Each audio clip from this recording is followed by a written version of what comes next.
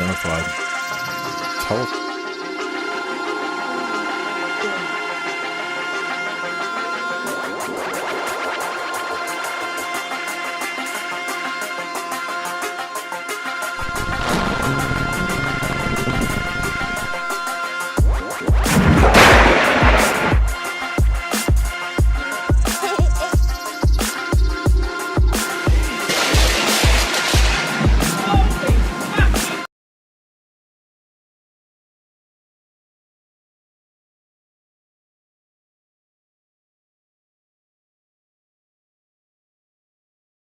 Since the dawn of our civilization, all the way to the time of this breaking news, we humans believed that everything that exists up there is only what we can see with our eyes and with our optical instruments. Well, things have changed now because we have established the existence of entities existing in our terrestrial environment. And these entities are completely invisible to our eyes as well as to our optical instruments, but are fully visible with new instruments, therefore dramatically enlarging our conception of the perceivable universe with far-reaching possibility of future development and discoveries that perhaps are beyond our imagination at this time. The revolutionary Santilli telescope is designed to detect antimatter in deep space. By antimatter, we mean an entity with characteristics that are the exact opposite of ordinary matter, including the index of refraction of light, which is opposite.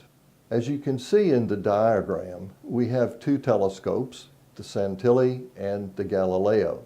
Now, if you look closely, you'll see that the only real difference between the two is the lens. Notice that the Galileo uses a convex lens, whereas the Santilli telescope uses a concave lens. Now, when ordinary light passes through the Galileo telescope with the convex lens, that lens focuses the light and can be recorded, or the image recorded, by a digital camera.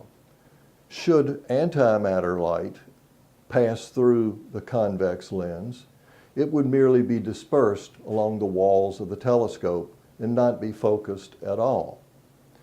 Now, the exact opposite happens with the Santilli telescope. When antimatter light passes through the concave lens, it is then focused and provides an image that can be recorded by a digital camera. Ordinary light would be dispersed among the walls of the telescope. Galileo originally conceived and constructed his telescope for discovery in deep space.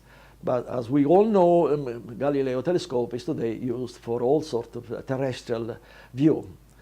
Our telescope had essentially the same fate because it was originally conceived for the detection of antimatter galaxy way deep into space.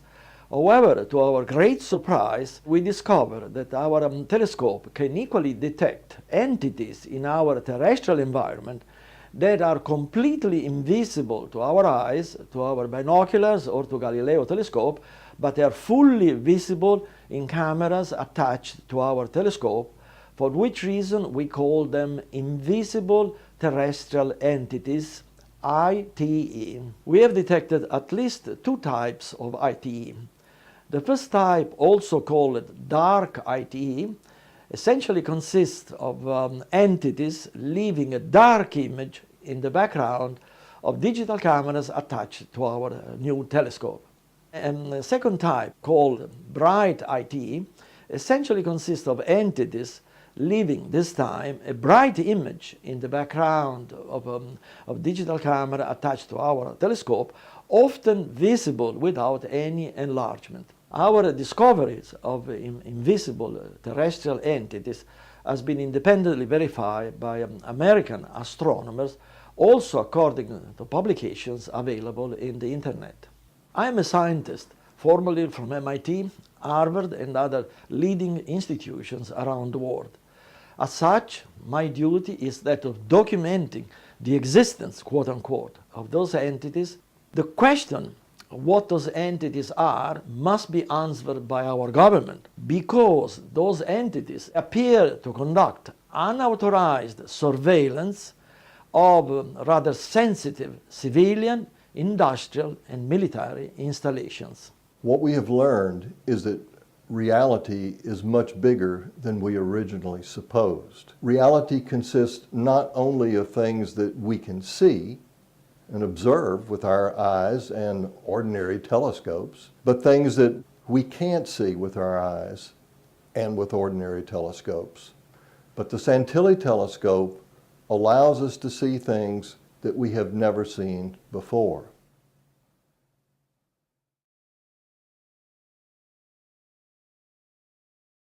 Actually, with thorough vetting and thorough peer review, has proven that he has detected antimatter, and as he calls them, antimatter entities.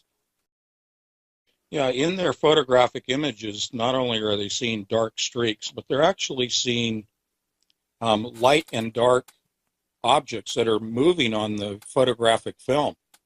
They are able to, and in some of their more scientific journal papers, they have been able to actually quantify what these entities are, how they're presenting themselves, in the sense of they are not emitting light. What they're actually doing, to varying degrees, and therefore whether they're dark or light, in varying degrees, they are annihilating matter.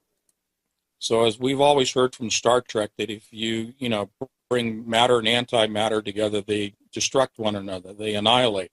Well, when that happens, there is energy released.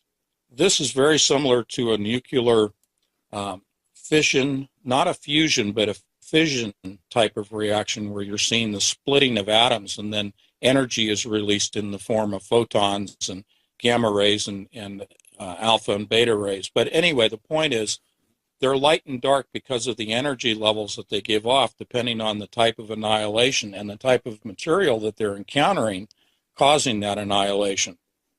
But this is a whole new form of physics. The thing that is so important is that not only are we saying, hey, it appears that by definition they're seeing ghosts or spirits. I mean, that's monumental enough to say you can see spirits with a telescope. If he's defining it as an entity, it is possible that it's intelligent.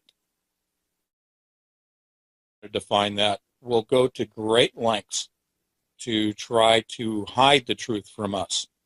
And in the case of, if we're talking about ITEs, and for many years, the Vatican has been looking at the same invisible terrestrial entities, and I think also at things like Planet X and other incoming objects. And they well know that our planet will be struck. They know that we're being visited, that we're being monitored, and that they are covering all of this up. Part of it is to, keep us in the dark so that we don't panic, sort of a thing. But the other is to maintain control over us. To maintain power and control over the masses, you deny them the information, you deny them the education, you deny them the truth. They are going to, and I'll cut to the chase here, as I like to do, they will, in disclosure, say that we are being visited and have been visited by intelligent entities who in fact are the benevolent ancestors from the stars. I think that the disclosure will be that they are saying our ancestors have come here to rescue us from ourselves, to solve all of the world's problems.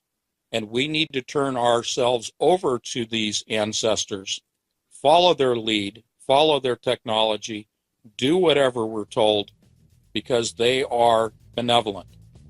And it is quite the opposite. There is nothing benevolent about what is about to come upon this earth. We are going to be fooled. They're going to try to fool us into believing that whoever these ancestors are that will manifest and how they'll present themselves, but they're going to try to fool us into believing that we have to follow whatever we're being told by these benevolent ancestors. And These are not benevolent, as I said. These are demonic entities. These are purely from hell. This is Satan's agenda. This is Satan's plan.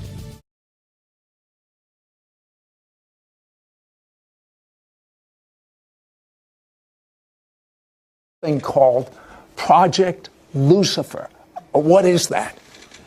Well, up on top of Mount Graham in Arizona, there's an observatory complex that consists of 3 very high-powered telescopes. One is the Vatican Advanced Technology Telescope. There's a radio telescope, and then there's one called the Large Binocular Telescope.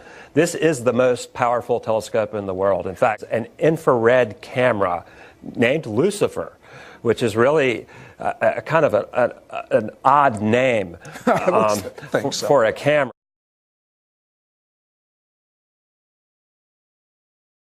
The infrared spectrum is also very useful for seeing things that can't be seen with the naked eye. And many UFO researchers have noted that you can see a lot of ships and entities that you normally can't see.